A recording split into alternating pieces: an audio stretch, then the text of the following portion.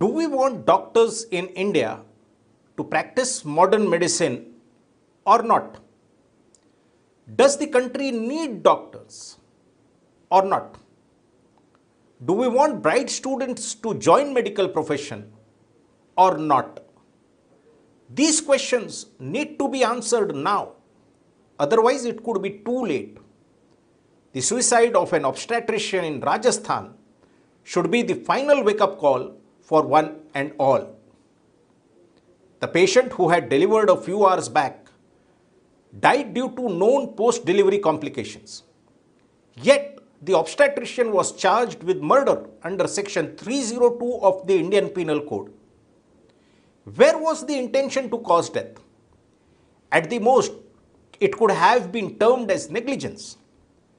If the police is unaware of the most fundamental law, that intent or mens rea is the very first requisite of a crime, then they should not have the power to initiate criminal proceedings. The Honorable Supreme Court of India had anticipated this kind of mischief, deliberate misinterpretation, and or gross misuse of criminal laws way back in 2005 when it passed the landmark judgment in Jacob Mathew's case. The judgment provided protection to doctors in criminal proceedings arising out of medical negligence and casts a mandatory duty on the police to get a medical opinion before proceeding further against any doctor. Most importantly, the court in this judgment has very specifically directed the union and the state governments to make the requisite changes in laws, and these protections were supposed to be a stopgap arrangement till these changes are made. Unfortunately, even after 16 years, no tangible steps have been taken by any government in this direction. An ordinance, a temporary law, a tough one by all means, was certainly brought into existence, that too within a matter of hours during the COVID, to protect doctors and hospitals from violence. But the changes in law suggested by the Honorable Supreme Court of India are yet to happen. A few months back, the Honorable Union Home Minister had announced that the existing criminal laws of our country will be re-evaluated completely and has sought suggestions from cross-section of the society. All the right-thinking citizens of this country, irrespective of whether they are patients, doctors or lawmakers, must come together and seek robust protection for healthcare providers. At least the changes in the Indian Penal Code, as directed by the Honorable Supreme Court in Jacob Mathew's case, must be done, and that too with utmost urgency. The time to change is now, otherwise it will be too late. Thank you.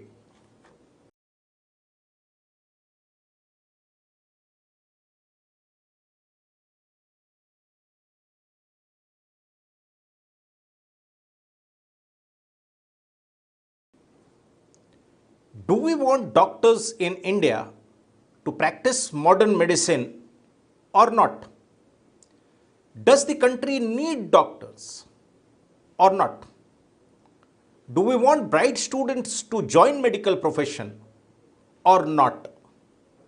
These questions need to be answered now, otherwise it could be too late. The suicide of an obstetrician in Rajasthan should be the final wake-up call for one and all. The patient who had delivered a few hours back died due to known post-delivery complications. Yet, the obstetrician was charged with murder under Section 302 of the Indian Penal Code. Where was the intention to cause death? At the most, it could have been termed as negligence. If the police is unaware of the most fundamental law, that intent or mens rea is the very first requisite of a crime, then they should not have the power to initiate criminal proceedings. The Honorable Supreme Court of India had anticipated this kind of mischief, deliberate misinterpretation, and or gross misuse of criminal laws way back in 2005 when it passed the landmark judgment in Jacob Mathew's case. The judgment provided protection to doctors in criminal proceedings arising out of medical negligence and casts a mandatory duty on the police to get a medical opinion before proceeding further against any doctor. Most importantly, the court in this judgment has very specifically directed the union and the state governments to make the requisite changes in laws, and these protections were supposed to be a stopgap arrangement till these changes are made. Unfortunately, even after 16 years, no tangible steps have been taken by any government in this direction. An ordinance, a temporary law, a tough one by all means, was certainly brought into existence, that too within a matter of hours during the COVID, to protect doctors and hospitals from violence. But the changes in law suggested by the Honorable Supreme Court of India are yet to happen. A few months back, the Honorable Union Home Minister had announced that the existing criminal laws of our country will be re-evaluated completely and has sought suggestions from cross-section of the society. All the right-thinking citizens of this country, irrespective of whether they are patients, doctors or lawmakers, must come together and seek robust protection for healthcare providers. At least the changes in the Indian Penal Code, as directed by the Honorable Supreme Court in Jacob Mathew's case, must be done, and that too with utmost urgency. The time to change is now, otherwise it will be too late. Thank you.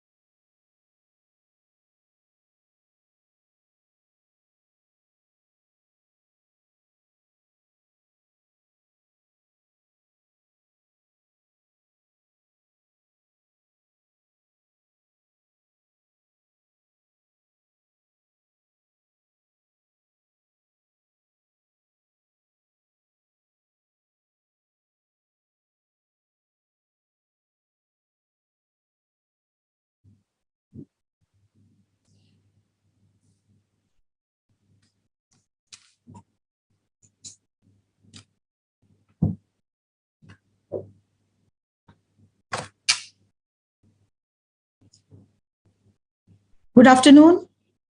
Dear doctor friends, let me introduce myself. I am Mrs. Isha Yaul, Head of Strategic Alliances and Partnership of Institute of Medicine and Law. On behalf of my organization, I welcome each one of you in this webinar. Friends, every life is precious, the one which can be saved and the one who saves it. Failure to protect a doctor does not bode well for anyone, neither the patient, nor the doctor, nor the nation. On 29th March 2022, India witnessed a very unfortunate event, the suicide of Dr. Archana Sharma, a gynecologist from Rajasthan. It was undoubtedly a deliberate misinterpretation of law and a definite misuse of police power. We pray that God give enough strength to her family to cope up with this difficult situation. This tragic event could have definitely been avoided if Dr. Sharma was aware of her legal rights and privileges in a police case, which today most of the doctors in India are not.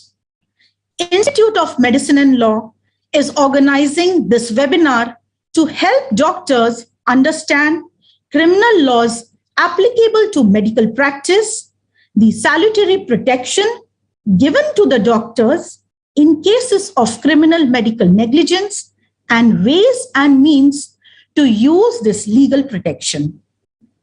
I would now request Mr. Ravindra Mangal, Executive Director of the Institute of Medicine and Law, to set the context of this webinar. He is the founder member of the Institute and has been instrumental in launching and conducting two very important and notable initiatives for doctors, namely the SOP on patient's consent and the National Convention on Medicine and Law. His views on healthcare, especially medical negligence, our patients and patient safety, are widely accepted and acknowledged across the nation, particularly amongst the opinion formers and policymakers. We have now with us Mr. Ravindra Mangal. Thank you, Isha, for that wonderful introduction. Dear doctor friends, good afternoon and a warm welcome to all the online viewers on this beautiful Sunday afternoon. To all those who are attending this webinar and to the many medical associations who decided to join us in this mission on a very, very short notice for creating awareness, a very important topic for all the healthcare providers, that is, a doctor's legal right protection from police case. Many of you may wonder and may even have the question, why do I need to know law? How is it relevant to me? After all, I have studied medicine. I'm a qualified doctor and not a quack. But believe me when I say this, and I say this from my vast experience spanning nearly 15 years, working in the field of medical negligence and interacting with hundreds of doctors and hospitals, that every doctor must know certain laws relevant to their practice. Of course, I am not for a moment suggesting that you go and join the LLB course and become a qualified lawyer. Also, that is not my intent, but you should also understand very well that ignorance of law cannot be used as an excuse in the court of law. I can broadly categorize this requirement for knowledge into two distinct parts.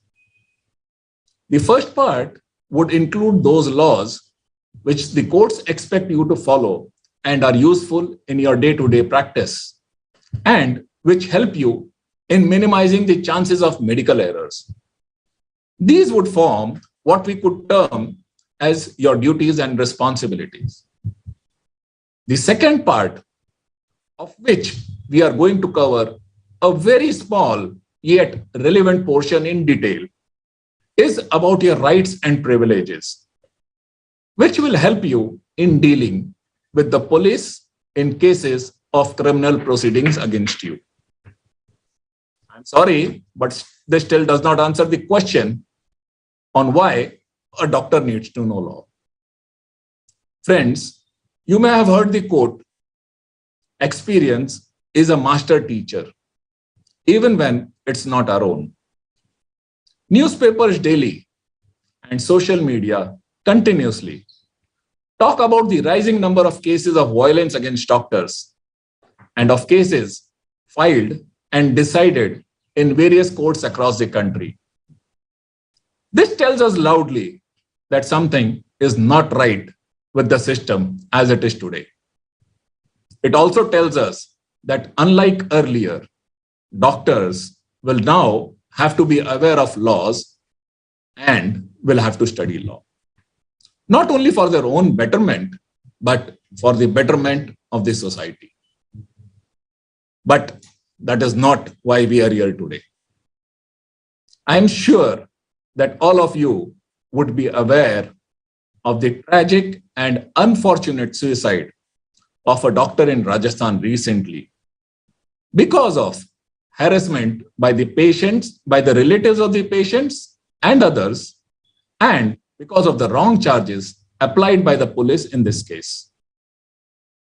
We at IML sincerely believe that what happened could have probably been easily avoided had this doctor known about the Jacob Mathew case decided by the Honorable Supreme Court way back in 2005, and the special and unique privileges and protection that it offers only to the healthcare community and to no one other than doctors.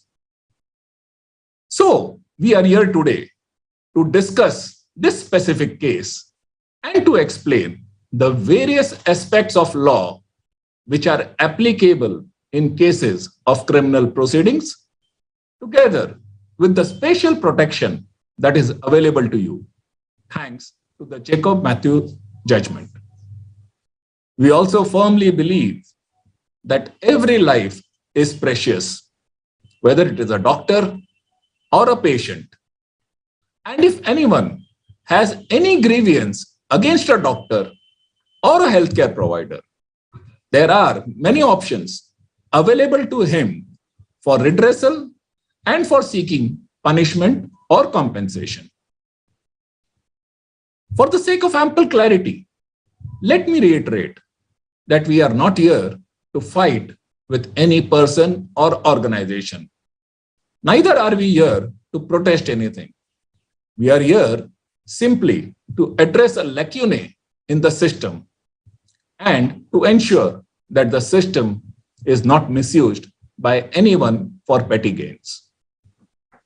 On a different note, we have started reaching out to the policymakers and the lawmakers of our country to make the necessary amendments in the existing laws and to bring in new laws where required to protect the healthcare community from unnecessary harassment at the hands of miscreants whose only intention is to make a quick buck by choosing soft and vulnerable targets, that is, doctors and hospitals.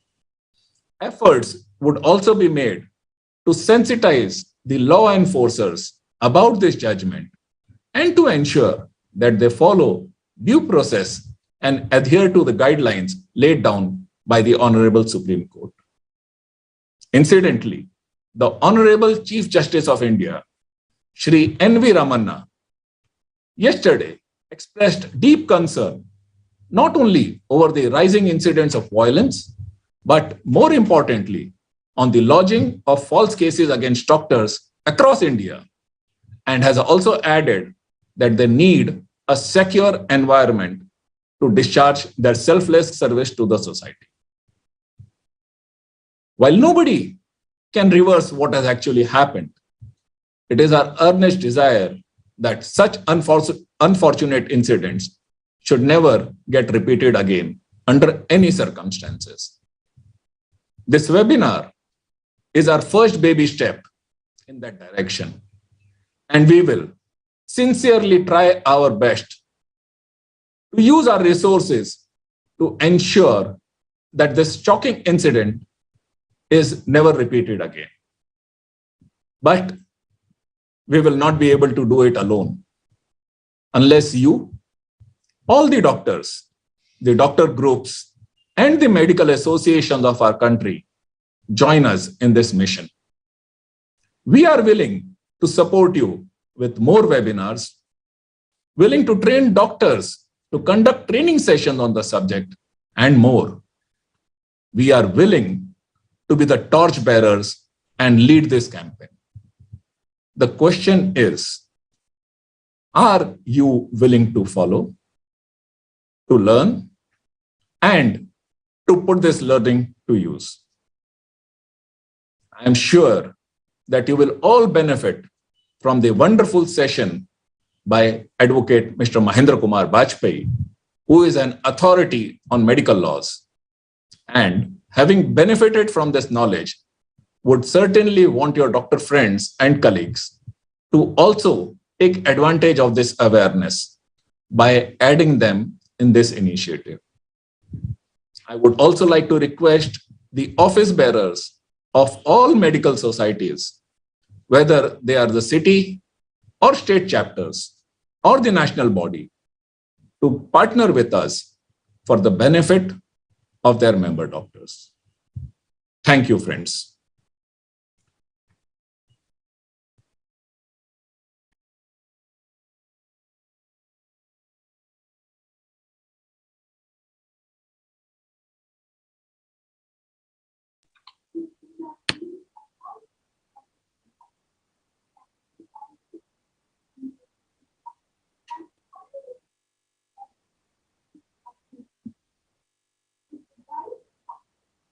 आवाज नहीं voice voice नहीं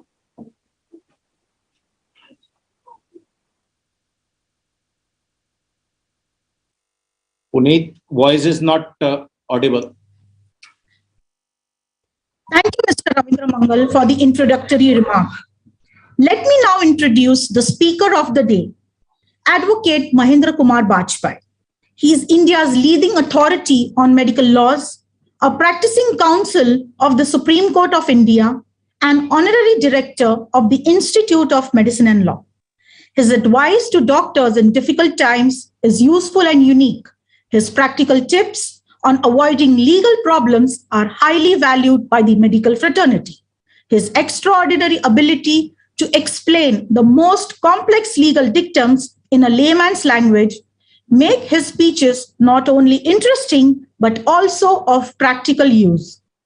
Known for his forceful arguments in courts, Advocate Bajpai is a reputed speaker commanding respect of both the legal fraternity and the medical community. We have with us Advocate Bajpai. Sir, can you please take on?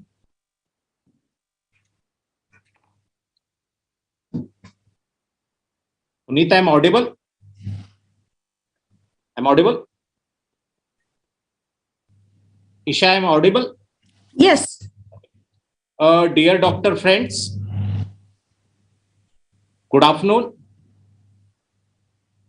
At the outset, as the Honorary Director of Institute of Medicine and Law, let me welcome Dr. Suneet Upadhyay, who has taken time to attend this webinar. Let me also share one big news with all of you. 5 big national associations today have joined this initiative, and we are able to reach at least 50,000 doctors in this country. Thanks to everyone. Friends, coming back to the topic, the purpose of law is to protect the society, to promote orderliness. But at times, law fails to provide the requisite protection, or the legal protection provided by law fails to protect the ones who ought to be protected. The results in both the situations are disastrous, not only for those who have suffered due to this failure, but for the society as a whole. The Honorable Supreme Court of India, way back in 2005, gave unique protections to doctors in criminal cases of medical negligence. But this protection failed to work in a small city in Rajasthan. And this resulted in a young doctor losing her life. Friends, we all are responsible for this situation. I should be blamed first. I was amongst the first few who had analyzed the impact of this judgment, authored a book way back in 2008. I am called to speak before doctors, but this was a topic where I have hardly spoken. I always thought that the legally correct way of writing a prescription, the legally correct way of attending an emergency patient, the legally correct way of taking a consent was more important. Our organization, the Institute of Medicine and Law, is also to be blamed. We educate doctors on law, the legally correct protocols, the legally correct procedures, but we fail to make doctors aware of this legal protection that law had provided to them in criminal cases, a very valuable protection. But then there are others too who have failed. The highest court of this country, while passing this judgment, has observed that this judgment was only a stopgap arrangement and requested the lawmakers of this country to take cognizance of this judgment, and after wider consultation, make a law. Many governments came and went, of all political parties. But no one thought it fit to act on this advice given by 3 learned judges of the Supreme Court. They were neither patients, they were neither doctors, nor doctors, judges of the highest court of this country. Perhaps the lawmakers had some more pressing tasks at hand, or they thought that healthcare is not so very important for the society. Furthermore, what efforts have the medical societies or the individual doctors taken to make themselves and their members aware of this right, or to press the government to make law on this subject? Friends, each one of us is responsible for this sorry situation. Whatever has happened should not have happened, and it should not ever happen in future again. Every doctor in this country must be aware of this protection, must know how to exercise this valuable right guaranteed by law, and must get appropriate aid and advice when the need arises. This is the only way going forward. Institute of Medicine and Law, along with medical societies, law colleges, prominent doctors and lawyers will be working in this direction. This webinar is the first step in this venture. Friends, we come to the topic at hand. Can I share my screen?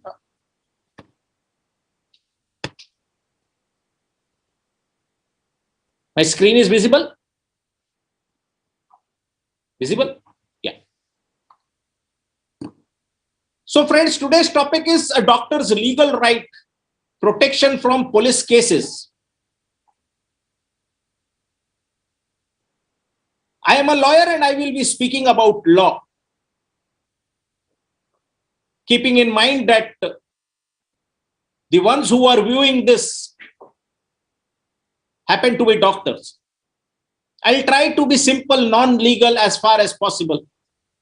In spite of that, if you have any questions, at the end we have a question and answer session, and I'll try my best to answer them. Friends, a very elementary thing that we all must know. Negligence is a wrong. Hello?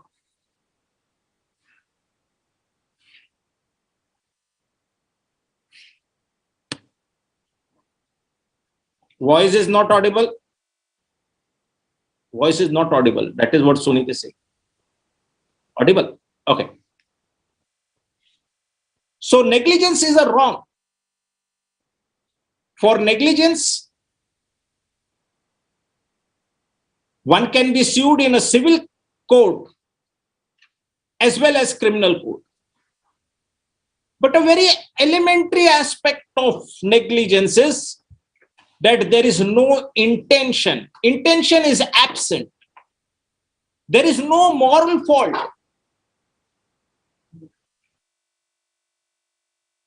One of the weakest crimes. It is only because of public policy that the wrongdoer is punished, is imprisoned, is made to pay compensation and or damages. Friends, as doctors, when you treat a patient, you never have an intent to harm the patient, and that is why you are held negligent. Very elementary aspect that one should keep in mind. Unfortunately, the police of this country, in one incident, forgot this very elementary aspect of law. Friends, the second aspect, I have already shared with you that in cases of negligence, a civil liability can also arise as well as criminal liability. The difference between both, in a civil liability, you will have to pay compensation. You will have to pay damages, which will be in terms of money. In criminal liability, you may have to pay a fine, which again happens to be money. But along with that, the wrongdoer may also have to face imprisonment. As far as negligence goes, very specifically medical negligence, the law not only in this country, but all over the world says that a doctor will only be punished if the negligence happens to be gross. For ordinary negligence, a doctor will never attract criminal provisions. It is only when the negligence is gross, when it can be defined, described as recklessness, does this charge of criminal negligence is attracted. Otherwise, it is not. So, for ordinary medical negligence, the patient has the right to approach a civil court, a consumer court. He can go to the medical council. But if the negligence is gross, if it is recklessness, the patient has the right also to approach a criminal court. Friends, let me also share with you, 130 years have passed since our Indian Penal Code was made. Doctors have been imprisoned for criminal medical negligence. But who were these doctors? These were the doctors who were doing cross-pathy practice. These were the doctors who were outright quacks. Otherwise, this charge is not attracted. Even if the police registers a charge of criminal medical negligence, be sure that it will not result in a verdict of found guilty. One more aspect, friends, that all of you should know. Fees has absolutely no role to play in criminal medical negligence. In consumer court, if you are not charging fees, the patient cannot sue you. But criminal charges can be attracted irrespective of whether you are charging fees or not. The only criteria to attract criminal charges of medical negligence is that the conduct must be gross negligence. It must be recklessness. Friends, broadly, sources of criminal liability in medical practice, there are two sources. One happens to be the Indian Penal Code. All the wrongs that are categorized as crimes, most of them you will find in the Indian Penal Code. But as far as medical practice is concerned, there are some special acts where penal provisions are there, like the PCPNDT Act, the MTP Act, the Transplantation of Human Organs Act. If you don't follow certain provisions, you attract criminal liability for which you may have to pay penalty or you may be imprisoned also. Under the Indian Penal Code, for criminal negligence, there are 4 provisions. Section 336, Section 337, Section 338, and Section 304A. You have acted recklessly, but no harm has been caused to the patient. Section 336 is attracted. You have acted recklessly. It has caused hurt. There is a difference between hurt and grievous hurt. Section 337 would be attracted. And if the hurt happens to be grievous one, 337 would be attracted. And if due to the negligent act, if due to the recklessness, death happens of the patient, Section 304A of the Indian Penal Code would be attracted. Friends, there are other aspects also which you should keep in mind. In discharging your day-to-day duty, there are other penal provisions of Indian Penal Code that you may attract. There are other offenses. Section 269 to Section 271. Anyone who spreads infectious disease does not follow the orders of the authorities. We were in the midst of the pandemic a few months back. These provisions can be applied. Section 274 to Section 276 of the Indian Penal Code, they deal with adulteration of drugs. It's a crime. Section 287 is important, but amongst the reported cases, no doctor has been held negligent for Section 287. But you do use machines. If you are negligent in using those machines, those equipments, you could be held negligent. You could attract penal provisions under Section 287. From Section 312 to Section 318, they are all regarding medical termination of pregnancy. And now we have a specific act which deals with this aspect of medicine. Friends, one aspect of medicine that you have to be very clear, you have to be very cautious, and that is adulteration of drugs. It is a crime. You know, you don't inform the authorities. The provisions, it attracts Section 39 of the Criminal Procedure Code. I will not take you to the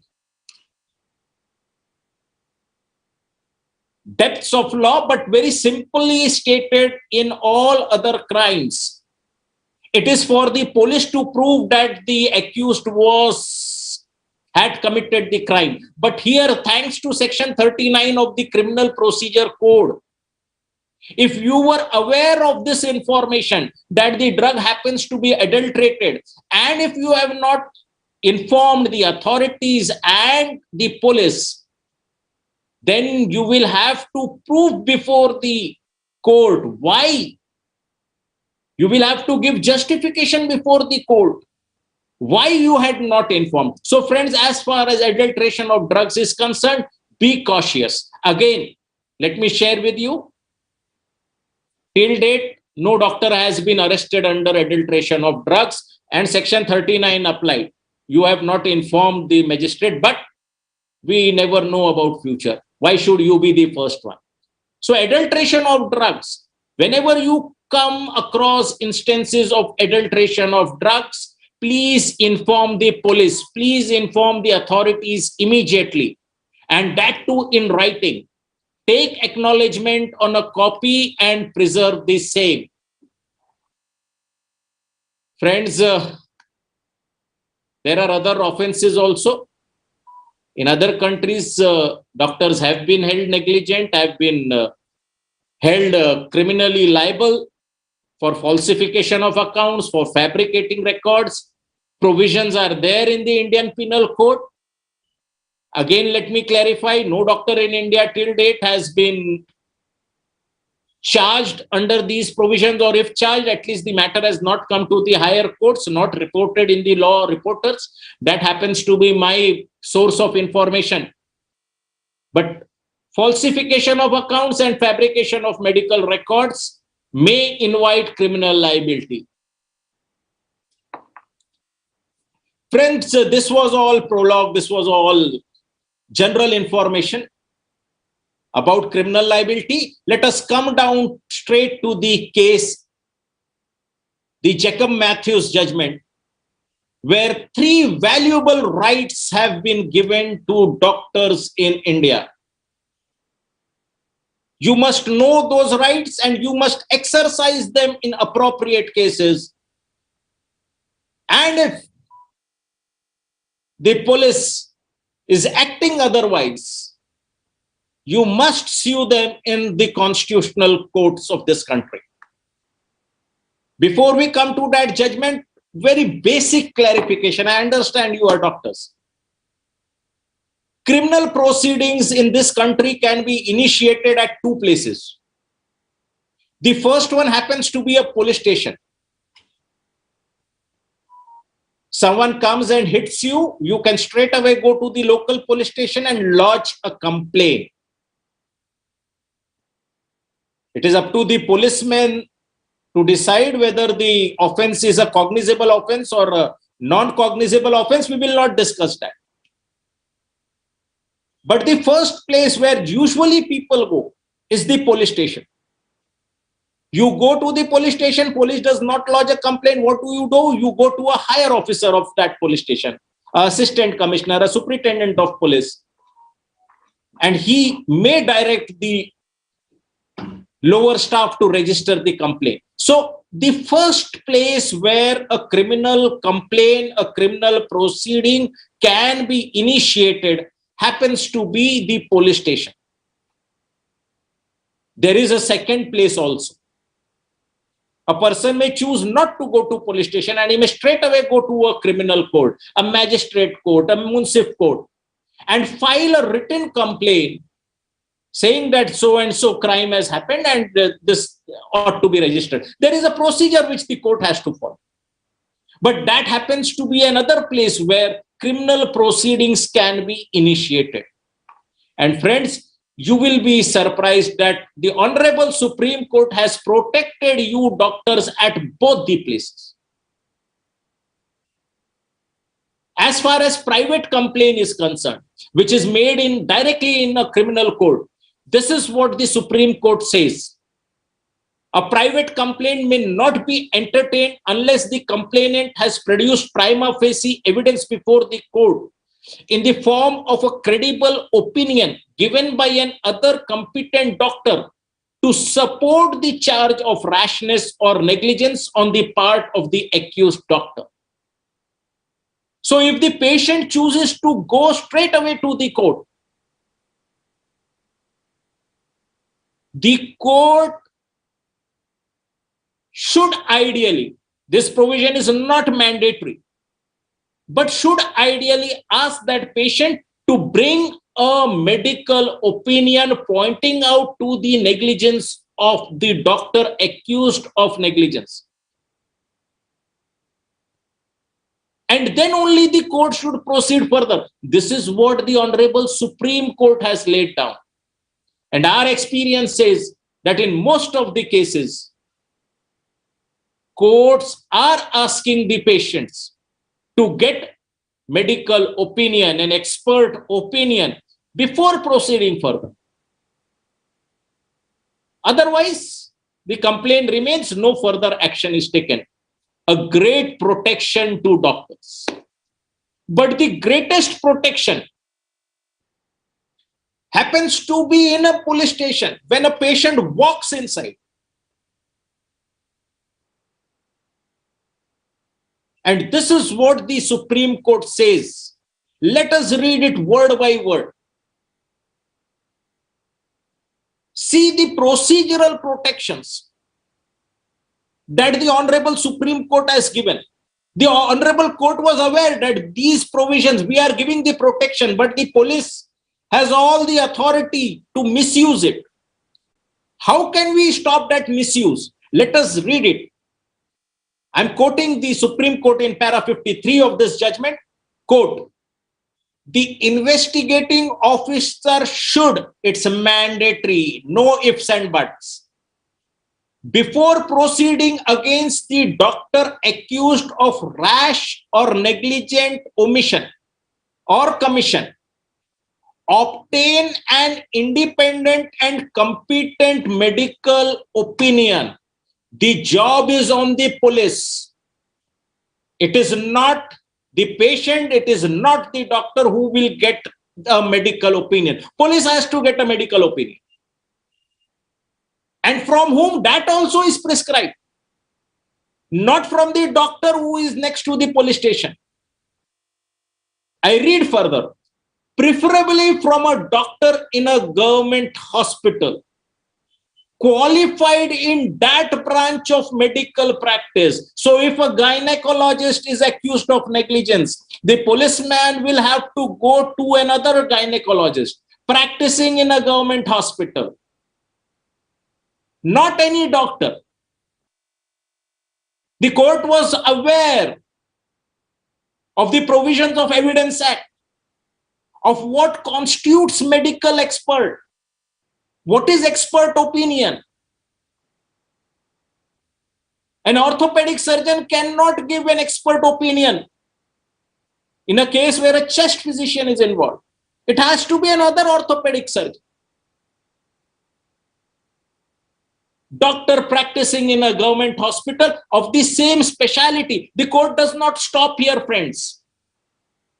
The court further states, and I am quoting, who can normally be expected to give an impartial and unbiased opinion, applying Bohlem's test to the facts collected in investigation.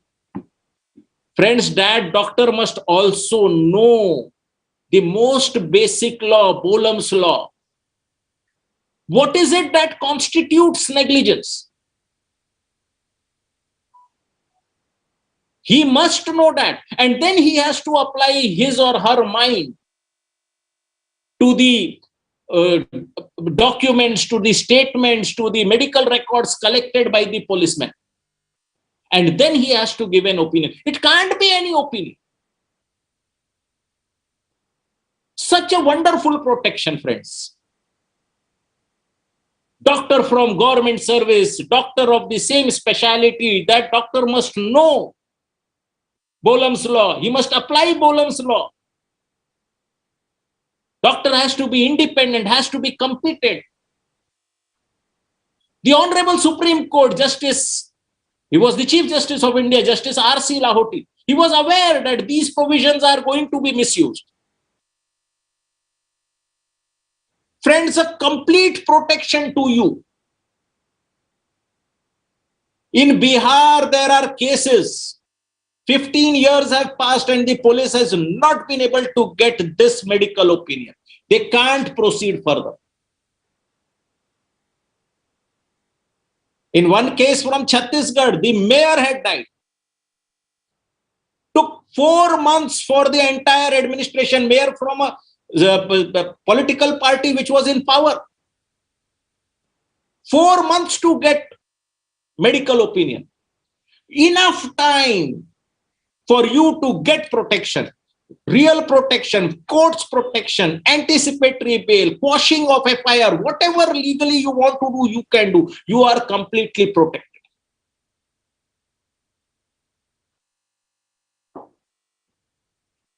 Friends, the third protection is in case of arrest.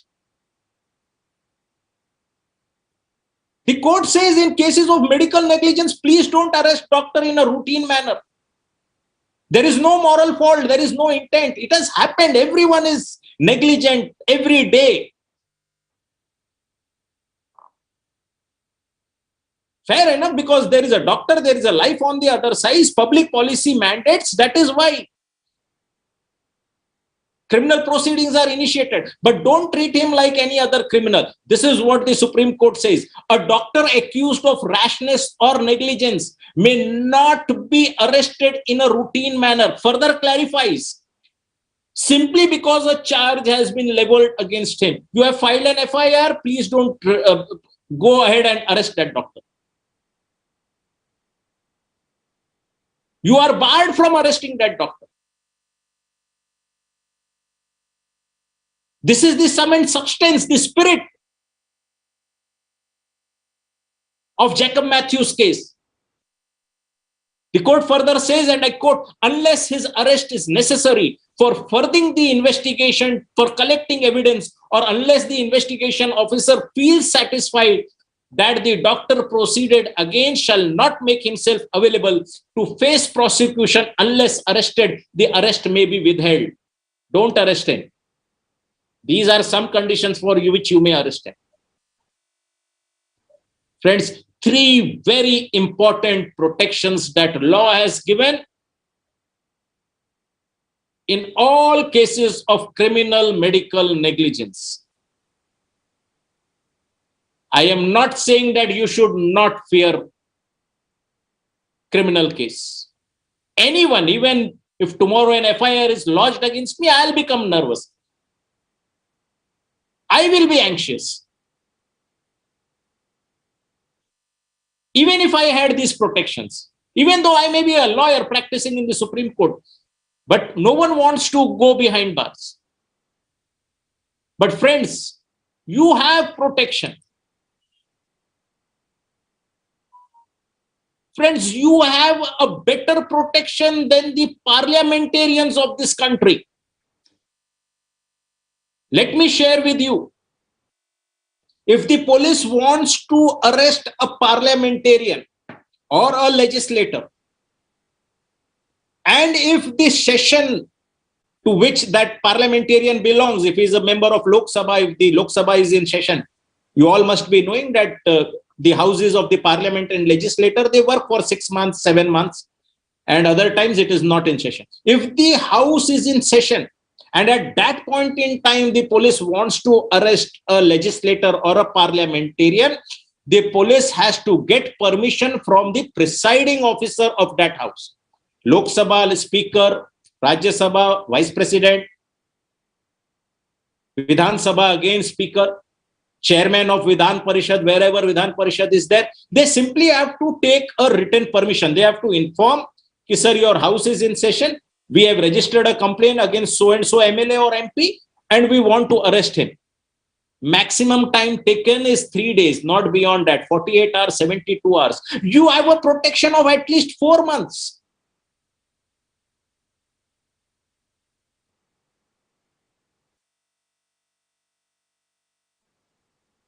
Friends, 2 clarifications. Number 1, these protections which are given in Jacob Mathew's case will be applicable only in cases of criminal medical negligence, not in any other criminal case. Number 2, these protections are applicable to all qualified doctors, not quacks. Whether you are practicing modern medicine, whether you are practicing Ayush, whether you are a dentist,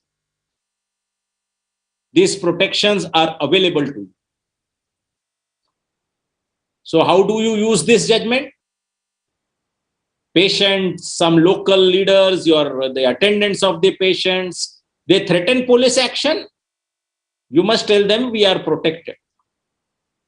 There is a Jacob Mathews judgment pronounced by the Honorable Supreme Court. And all those who have registered for this webinar, all of you must have received a copy of this judgment. We have emailed it to you. The relevant portion has been marked also, highlighted. Show it, whether it is patient, whether it is political leader, whether it is police. Take a printout, show it. These are my protections. In spite of that, you want to go ahead, go ahead. Police may try to threaten you. In fact, they do threaten at times. Try to harass you. Show this judgment.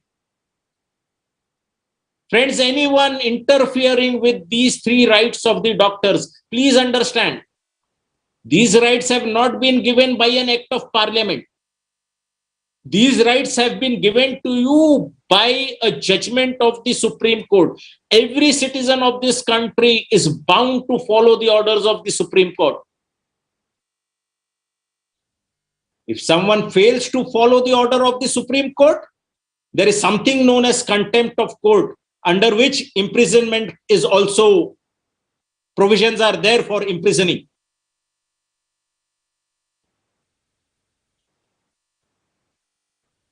So friends, every doctor should keep a copy of this judgment handy. Take a printout, keep it handy. And please don't hesitate to produce it before police if they are acting illegal. Higher officers of the police, if you can approach at that point in time, especially IPS officers, please approach them. The association should come in the picture. Ultimately, it's a functional democracy. Once an association or group They come and start raising voice, whether it is police or politicians, they calm down. Friends, this was a judgment given in 2005. You all would be anxious to know after that what has happened. Friends, I have produced excerpts of two judgments, one given in 2009 and one just delivered 6 months back, both by the Supreme Court. Let us read it. A lawyer has come, he has spoken, he is gone. No. Evidences are there, judgment copies are there. And in fact, today you will receive these judgment copies by emails. Again, highlighted copies. The first judgment, which was given in Dr. Kunal Saha versus Dr. Sukumar Mukherjee's case. Friends, this is the very case where 12 crore rupees was granted as compensation by the Honorable Supreme Court of India. The patient's husband had filed a case of criminal negligence also. And that was squashed and set aside by both the Honorable Calcutta High Court as well as the Supreme Court of India. You are negligent in the eyes of law, but your negligence is not gross. It is not recklessness. So you can proceed for compensation, 12 crore, 100 crore, 500 crores. But criminal medical negligence, no. Let us hear what the Honorable Supreme Court says way back in 2009 in that very interesting, very landmark 12 crore rupees case. I'm quoting the Honorable Supreme Court. It is, however, well settled that so far as the negligence alleged to have been caused by medical practitioner is concerned, to constitute negligence, simple lack of care or an error of judgment is not sufficient. Negligence must be of a gross or a high degree of amount, or a very high degree to amount to criminal negligence. Friends, I'm reiterating myself. If you are not a quack, if you have not indulged in cross-pathy, charge of criminal medical negligence is very hard to stick on you. Very hard. N number of judgments pronounced right from the Privy Council till you can see the Supreme Court in 2009. Another judgment very recently, 6th August 2021, I think 8 months have passed. Here the Supreme Court is saying that even the courts, although lawyers as well as the judges, they have their differences on interpretation of the first part of Jacob Mathews. I myself hold the view that no, the courts, the criminal courts are not bound to refer the matter to get a medical opinion before proceeding further. The Honorable Supreme Court has consciously used the word may as far as criminal courts are concerned. And in case of a police complaint, should, must. But in this case, the Honorable Supreme Court has taken a different view. 8 months back. Let us read it. I'm quoting. At the same time, case of Prabhat Kumar Singh versus the state of Bihar and others. I'm quoting the Honorable Supreme Court. At the same time, it is noticeable that the trial court had summoned the private respondents without insisting for medical evidence or examination of professional doctor by the complainant in support of the case made out in the complaint as required in terms of the exposition of this court in Jacob Mathews versus State of Punjab and another reported in so and so. So here the Supreme Court is taking the view that every case of medical negligence, whether it goes to a police station or to a court, Expert opinion is required. Don't proceed against the doctor without it.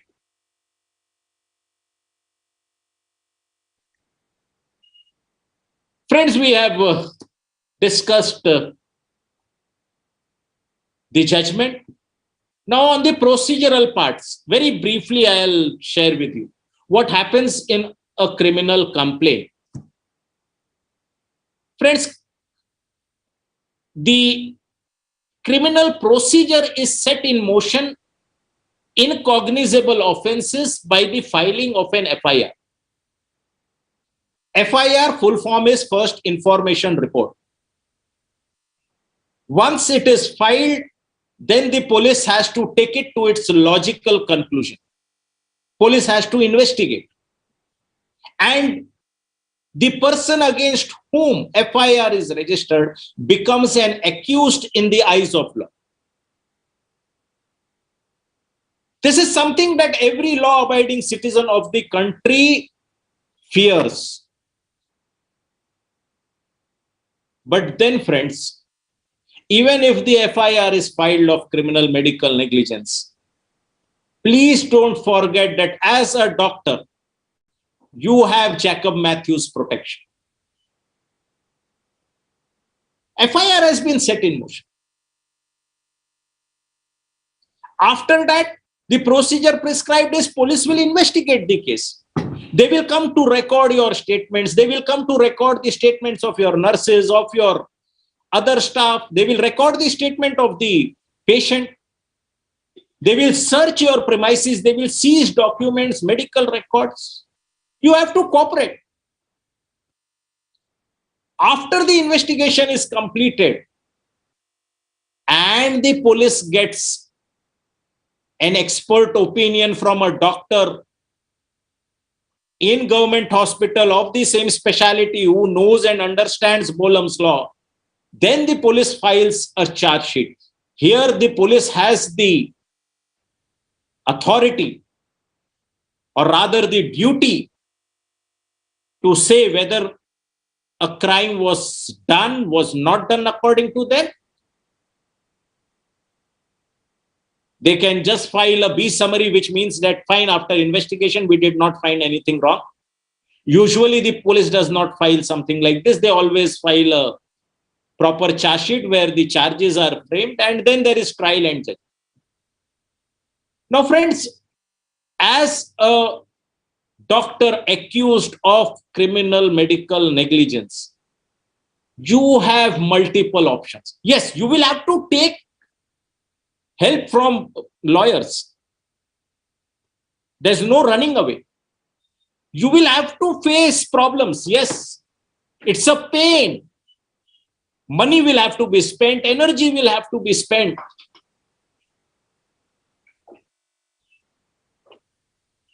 Going to the courts, it's not a good experience. But then, if you have not practiced cross-pathy, if you are not a quack, whether the FIR is quashed, whether after charge sheet it is quashed, before charge sheet it is quashed, or at the trial, not guilty judgment comes, the chances of you getting imprisoned is very, very, very less. Don't panic. Please don't panic. You are having a protection which even the parliamentarians of this country don't have. And trust me, I am a student of comparative law. I don't find this protection in any other part of the world. You will become tensed, you will become nervous. Anyone becomes tensed. I'll become tensed if an FIR is filed against me, because I become an accused in the eyes of law.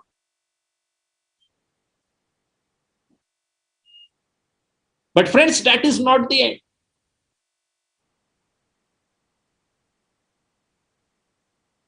One small statistics I want to share with you. In the pre-COVID era, statistically, the number of matrimonial cases was increasing at the fastest pace. Medical negligence also was. year-on-year comparison. Friends, today every family has one or two matrimonial disputes in your extended family or your friends. One gets married to be happy. But where do you land up?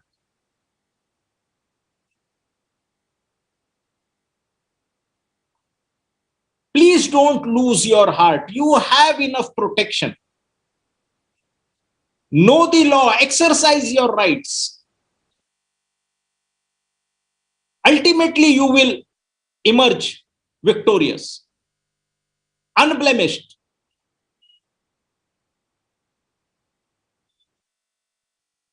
And friends, the last slide, two important tips. Pragmatic ones, nothing to do with law, but trust me, they will help you. In a police station, they will help you in criminal cases. The first tip, the first advice for doctors is, please have excellent relationship with your local police. We now have that beat officer concept. The policeman, the officer who is in your beat. I also understand that there would be times when the patients, the attendants, they happen to be very influential person. But if you are on good terms with these policemen, they will help you. And I'm not talking about illegal help. They also understand that there is a politician on the other side, there is an IAS officer on the other side. They have to hear his commands. But whatever best they can do, they'll do. And as far as violence is concerned, the moment a policeman lands in a hospital, you can see the difference between the patients who are agitated and the other ones. And when the police does not come. So please have excellent personal relationship. Everyone wants to be friendly with doctors. As far as associations are concerned, please engage, empanel a local lawyer. All these, you may be knowing the top lawyers in the high courts and the Supreme Court. We all are not useful in a police station. We all are not useful in a district consumer forum.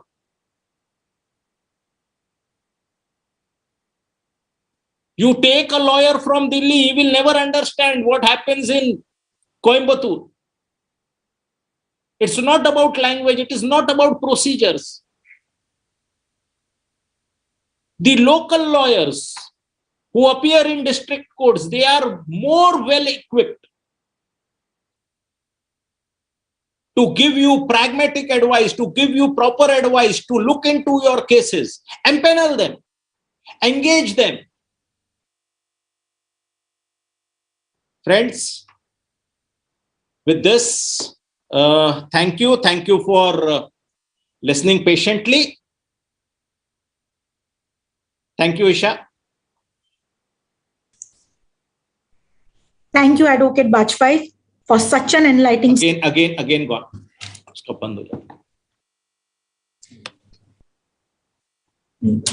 Thank you, Advocate Bajpai, for such an enlightening speech. Now we all know that we have special privileges that law has provided for all the doctors.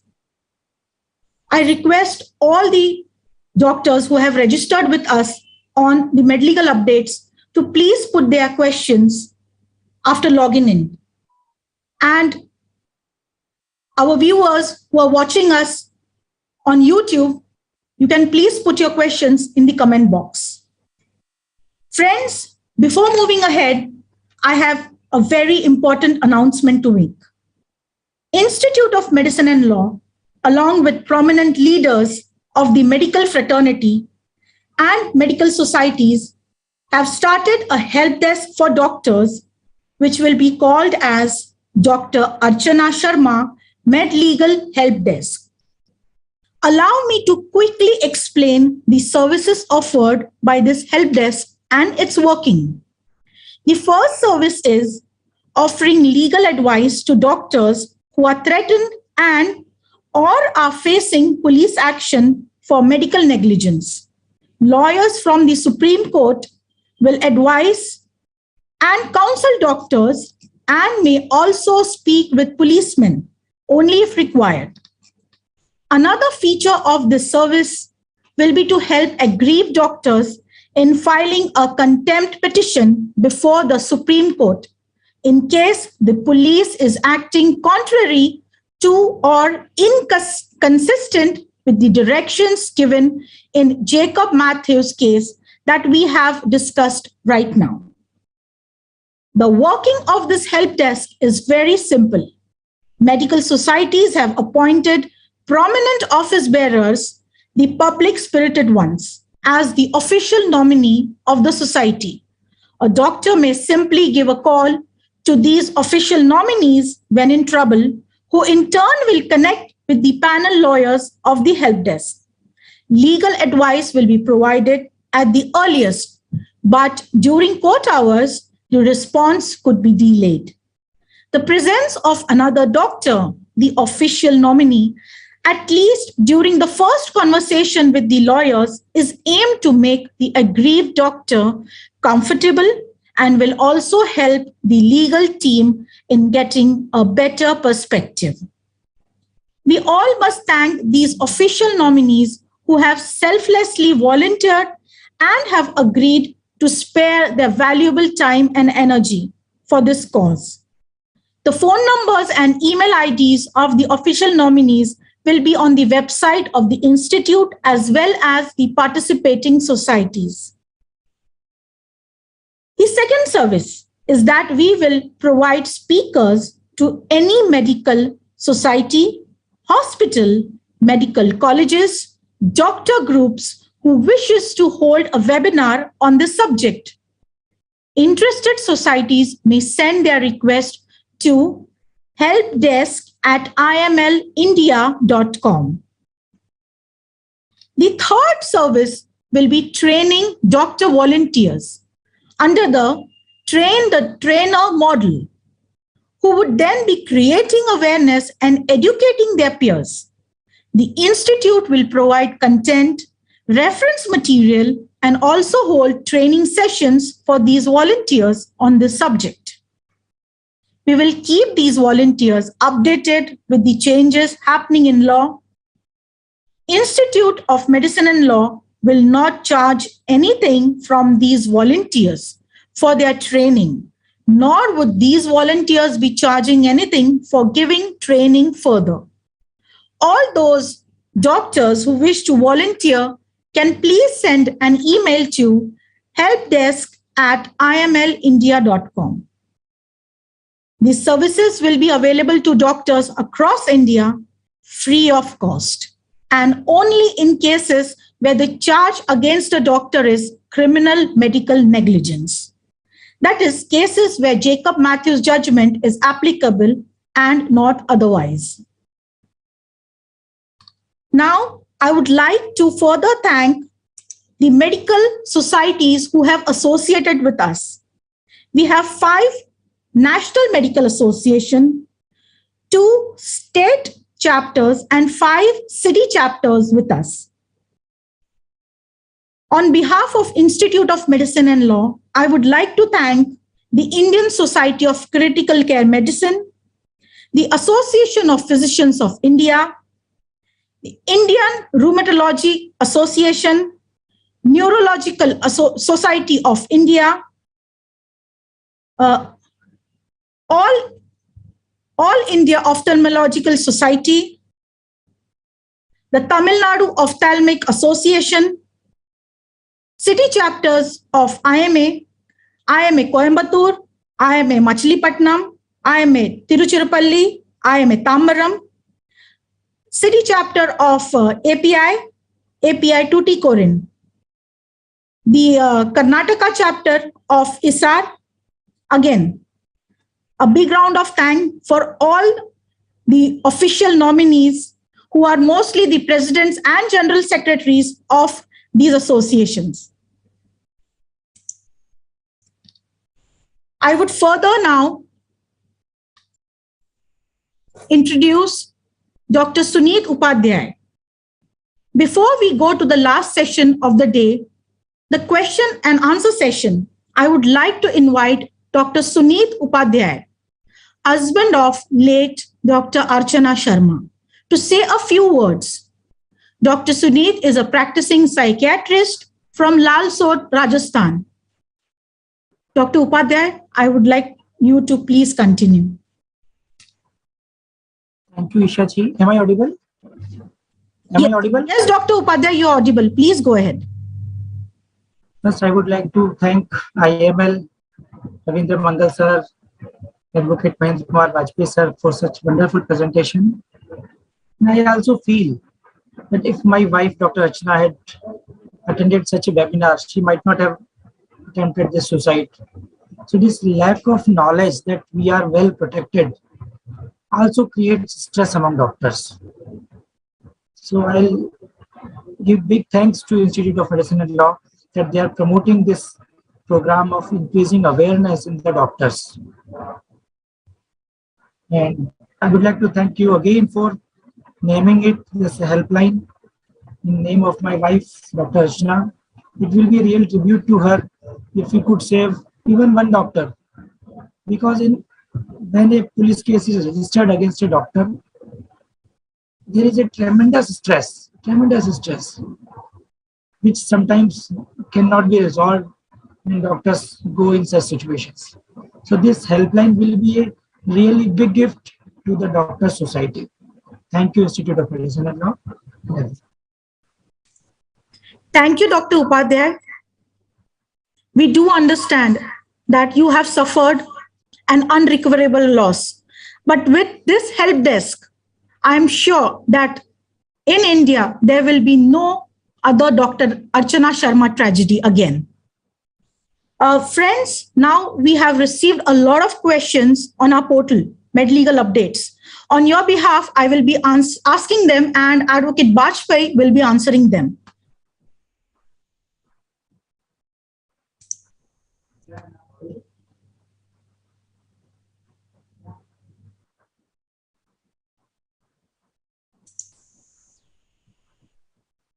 The first question is from Dr. Praveen from Nagpur. Why only doctors under CPA? Why not lawyers and engineers? So as far as lawyers are concerned, the matter is before the Supreme Court. Let us wait for the judgment. And engineers can certainly be sued under CPA. Next. Okay, now let's move to the second question. Dr. Manoj Kumar from Bangalore has asked whether a doctor has to be scared about a criminal case. Everyone is scared. I'm talking about myself. If an FIR is registered against me, I'll also be scared. And in spite of Jacob Mathew's judgment, that protection, I will be scared. But fair, you may be scared, but also understand you have protection. I have tried to draw parallels. You marry for happiness, ultimately you end up in courts and we see in matrimonial dispute what happens. So fair, something wrong has happened to you, fight it out. And the associations must take a very proactive step. A single doctor will not be effective, but if the association stands behind the doctor, it would be more effective. It's a democracy. So yes, you have all the rights to be anxious, to be under stress. It's all justified, but to a certain extent, face it. Yeah. Dr. Rajendra from Nagpur has asked a very interesting question, sir. Is conversation between doctor and patient or relatives valid on video recording for medico-legal purpose? Now, medico-legal, if it means in cases of medical negligence, then yes, a one-to-one recording, physical recordings, you can produce it in court. But if you are recording it in your consulting rooms and things of that sort, just have somewhere written that this conversation would be video recorded, but still you could produce it. But never make the mistake of recording it on a telephone. You cannot record any conversation that you make on telephone with anyone. It requires an elaborate permission. Yeah, Isha. Dr. Soumya Raghavendra from Bengaluru has asked this particular question. Respected sir, feel sorry to know about rising cases of medico-legal disputes and the pathetic situation of medical practitioners. Overall, what is the final step to be taken for peaceful medical practice? Your opinion and suggestion will be valuable to all private practitioners like me. Thank you. See, doctor, it's not only lawyers who can give suggestions or the doctors who can give suggestions. Entire society has to sit down, has to contemplate, has to deliberate. It is a very sensitive issue. It's, after all, healthcare. And whatever is happening is not good, neither for the doctors nor for the patients. In fact, the patients are the worst sufferers. Something needs to be done quickly, needs to be done by all sections of the society. We all have to come together and deliver. Then only a solution will be there in sight. Yes, Isha. Dr. Sunil Birade from Thane has asked how to handle police in medico-legal cases. I mean, they threat doctor and also apply any criminal section on doctor. See, if they apply any criminal section, you have a right to appeal against it. You have a right to get the FIR quashed. All these legal equipments are there with you. Stay firm. Have the copy of this judgment with you. Show it to them. Go to a higher officer. This is my protection. And don't hesitate in threatening them. That fine, if you are going against this judgment, I will take you to the Supreme Court. It will work. Okay. Dr. Debayan Haldar from Howrah has asked, when a doctor is driving and going for clinic in emergency and hurry, can any policeman stop and check everything like vehicle, paper and all? And if doctor is arguing with policemen in some emergency situation, can police show rudeness and bad behavior to the doctors? See, these are things where law means I may not be the right person to answer it. It depends upon case-to-case basis, but fair enough. If you are driving in an emergency, tell the policeman politely that there is an emergency on the other side. In all probabilities, the policeman will let you go. And there could be one or two stray incident, that unfortunate incident that you may have faced, but that is an aberration. Generally, we have seen policemen helping out the doctors.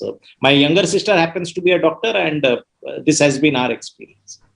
See, legally speaking, there is nothing that can stop the policeman from searching you. If he thinks that you are taking a revolver, if he thinks you are taking some drugs, he can always come and inspect your vehicles. So there is no law as such, but the general practice is, once a doctor says and the policeman really thinks that this gentleman happens to be a doctor in an emergency, they don't insist. Dr. Aditya Kumar has asked from Ghaziabad, what are doctors' rights in Indian Constitution? No special rights to doctors in Indian Constitution. In fact, categorizing professions, no profession has any special constitutional rights. But as citizen of the country, you have certain fundamental rights, certain constitutional rights, you have certain other statutory rights. But as a doctor, no special right. These are the special rights. Jacob Mathew's judgment has given you a special right in criminal medical negligence. Way back in 1989, in Pandit Parmanand Katara's case, in a court of law, if a doctor comes to give evidence, he must be prioritized. He must be given first audience. So these are small rights which keep on coming. But in Constitution, there are no special rights for anyone except probably the President of India and the Governor of a state. Thank you. Dr. Seema Wilson from Delhi has asked, what are the clauses which can protect doctors and nurses' rights of security, and why still doctors are assaulted and no point is raised in Parliament, and why still no law has prevailed against assaulters? No, there are laws against assaulters.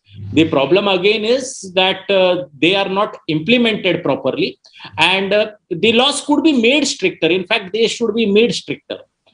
That is one thing. Why the Parliament is not doing that, no one can ask the Parliament. Ultimately, the Parliament happens to be supreme. Yes, Isha.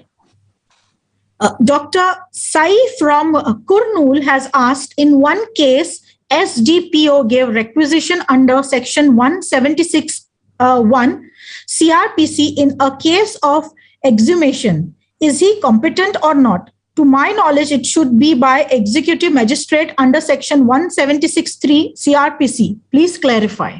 So I may not be the right person to answer this. Rather than that, I'm also not prepared on this aspect. So let's pass on this question. Dr. Deshmukh from Nanded has asked, respected sir, a copy of non-arrest of doctor should be sent to each police station so that recurrence of Rajasthan incident does not occur. Is this possible? No, this has already been done.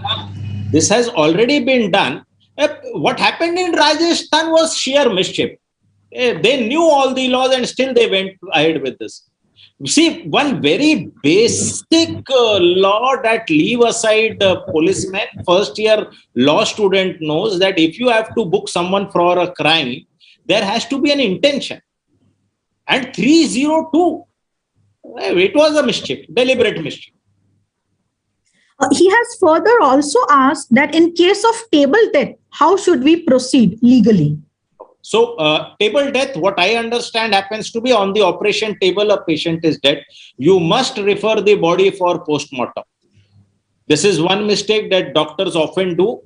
Understand, once the patient is dead, you come out, you inform the patient's attendants, and they are in a hurry to take the body to do cremation, perform the last rites.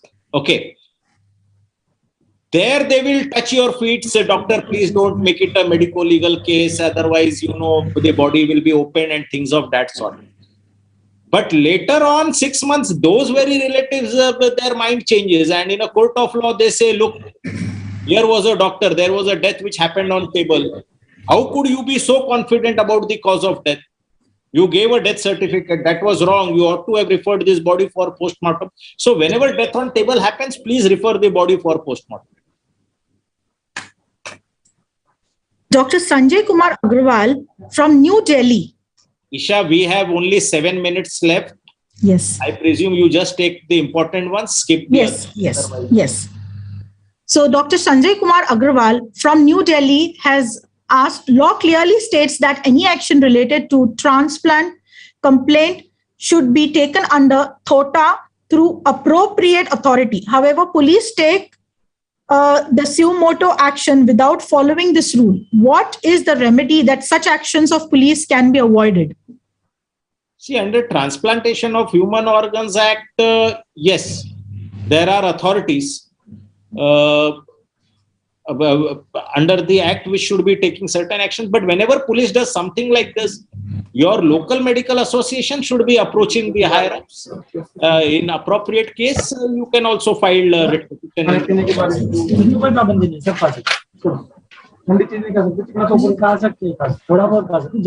Go ahead. Dr. Nagendra Swami from Bengaluru has asked, despite of the inductions by Supreme Court, if a police officer acts violating the instructions, what action can be taken against the police? Many actions. Policeman can be arrested, he can be suspended, contempt can be filed, a writ can be filed. So all these legal proceedings are there, Dr. Swami. Yeah.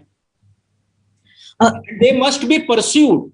See, please understand, once you pursue a case, okay, a policeman is held liable, then it acts as a deterrent. Yeah, go ahead, Isha. Okay. Sir, we have Dr. Arul Raj, who has congratulated us for this excellent session. And he has given a vote of thanks to all of us for creating this help desk for the betterment of the doctor fraternity. We have Mr. Sundar Rajan from Mumbai. He has asked, in case of incorrect arrest, the doctor's image is malignant. Can a doctor counter-sue for damages because of malicious prosecution? To a certain extent, yes. Yes. For malicious prosecution, you do have provisions and they must be resorted. Dr. Deepak from Pune has asked, who is eligible to give second opinion if Ayurved postgraduate is involved in negligence case? Ayurved postgraduates are always humiliated by allopathic consultants. They can't give unbiased opinion regarding the event. So is there any rule that second opinion to be obtained by same stream of medicines? In brackets, Ayush. Yeah, so absolutely. This is what should happen. If there is an Ayush doctor who is held negligent or is under trial for negligence, there has to be another Ayush doctor who will give opinion. But then that doctor must have given medicines according to his specialty. Okay, Ayush doctor should have given medicines, should have treated the patient under the Ayush treatment. But if the doctor does cross-pathy practice, then obviously probably in fact in cross-pathy practice you don't need any expert opinion. Okay, Advocate Bajpai, actually this is a very different question. I do understand that most of the doctors, to be precise, 82% of doctors are continuously under stress of violence, of being sued. Now, this is a question that Dr. Vilas Giri from Chakan, Pune has asked. If necessary, can doctor beat the relatives of patient? No. Don't take law in your hand. Not advisable. Other person may be a madman. Why should you become mad? It's not advisable. It is illegal. You can only beat the other person where in self-defense, nothing beyond that. Dear friends, we have a request from Dr. Vinita Divekar, who's a senior consultant, Manipal Hospital, Ghaziabad. She has requested to register for the training. We are very grateful for her that sometime back I had announced that we would be encouraging doctors to volunteer themselves as trainers. This is the first request which we've got, and we have not yet finished the webinar. So it's really good. Doctors are coming ahead to help other doctors.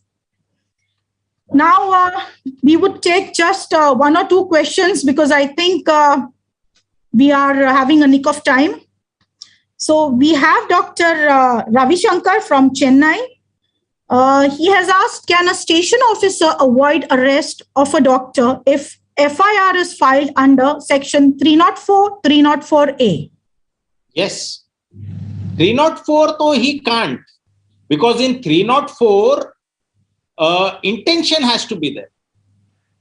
A doctor will never intentionally, if he's intentionally killing someone, it's murder, it's homicide. So it has to be 304A, even if a death has been caused. And for that arrest, already Supreme Court has said in Jacob Mathew, only if required, only in ABC situation, not in a routine manner. All these protections are there. And now this happens to be the law of the country. Yeah, Isha. Okay, so the last question of the session is from Dr. Praveen Jain from Belgaum. Can we take an action on relatives of a patient for defaming, for threatening? Do we get compensation of all kind of harassment done? Yes. For defamation, you should file a civil case. For defamation, you can also file a criminal case, and you must file a criminal case. Okay. For the if there is any physical assault or threat, register a police complaint. In Maharashtra, you are from Dhulia. In Maharashtra, there is a law in place. Go under that law. Sue that patient, those attendants. It will have a deterrent value. Yeah, Isha, I'm done. Thank you, Dr. Friends. That was a wonderful question and answer session, Advocate Bajpai. Thank you for clearing out all the doubts which doctors have. If you have more doubts or queries, please do write to us. Now, I would like to introduce Mr. Agasti Matre, who is the Chief Operating Officer of Institute of Medicine and Law, to give the vote of thanks. Mr. Matre is a seasoned professional with vast experience in technology and healthcare. He is a dynamic leader who has been instrumental in building and successfully managing the various digital platforms of the Institute with visionary zeal. Over to you, Mr. Matre. Thank you. Thank you, Isha. Am I audible? Yeah. So thank you, team. Okay. Thank you. I thank my team for conducting this insightful webinar today. Okay. I again thank Dr. Sunit Upadhyay for joining us and sharing his views on it. Okay. I urge all the doctors who have registered, who has currently in webinar, or those who have registered and not attend the webinar, please share this information which is available on imlindia.com with your peers, with the new doctors who are studying in medical colleges, who are budding doctors. Okay, this information is really relevant for them. It will save them a lot of hassle in their future practice. It shares. This information is immensely valuable for amongst all of your peers. We at Institute of Law, we are committed towards delivering such kind of more services to you. The Miss Isha has explained you the services of Dr. Archana Sharma MedLegal Helpdesk, which is available under imlindia.com. You can visit the website, review the service. Please get in touch if you need any kind of help. Okay, we are always available. Again, thank you all for having this wonderful session. Good day to you. Bye.